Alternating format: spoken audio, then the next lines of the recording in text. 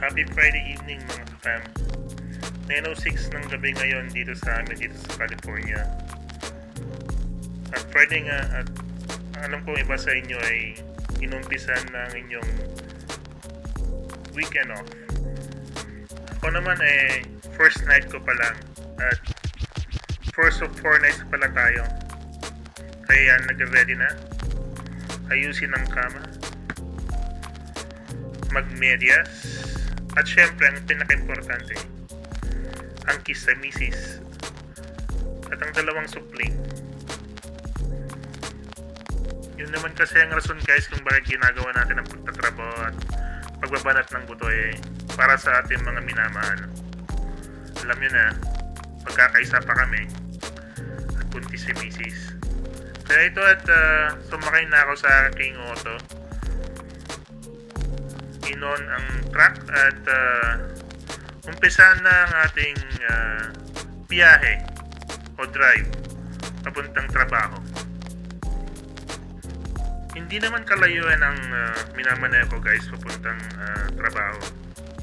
At ang kagandahan nga hindi pa naman winter kaya hindi pa naman foggy ang aking dinadaanan.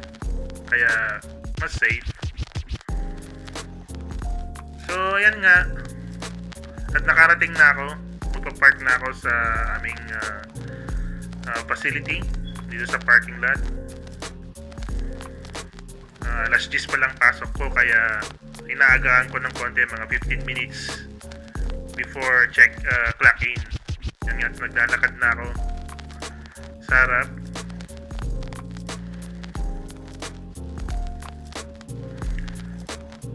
At magbubukas na ang ating maiwagang pintuan.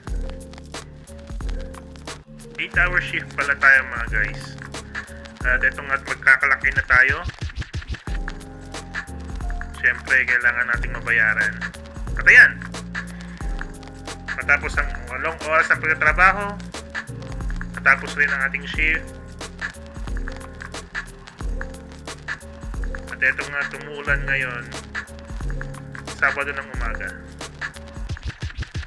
Kailangan muna nating sumakay sa ating truck at kailangan natin maggasolina.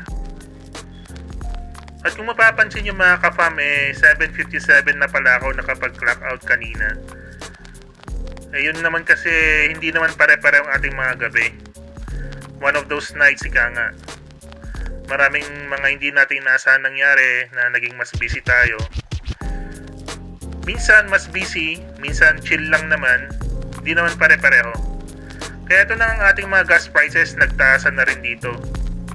Pero kailangan nating maggasolina Kailangan ng pagmamaneho dito. At puros nagtatrabaho ang mga tao. Yan guys, pagkatapos natin na maggas, diretso na tayo sa uwi. Etong dinadaanan ko pag umuwi ako at ang ganda na ngayon kasi umuulan.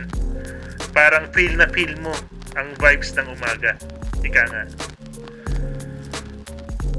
Ang sarap ng isipin guys na kahit nga pagod na pagod ka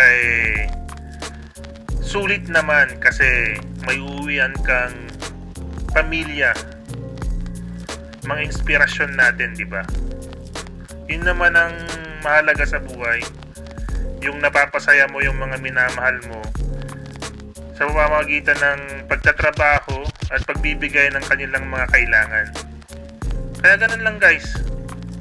Siyempre, wag din natin kalimutan magpasalamat sa mga biyayang binigay ng Panginoon para sa atin. At eto nga't isa sa mga yon yung makauwi tayo ng ligtas at uwian ang ating mga minamahal sa buhay na naghihintay din para sa atin. Hay, nakakawalang pagod kapag nakita mo ang inyong pamilya, ang inyong misis na napakaganda. At yun naman si Jalena, ang aking unika iha. At si Kobe, my man. Kobe. Shoutout pala sa aking misis na nagluto ng aking agahan ngayon. Salamat sa panunood. Peace.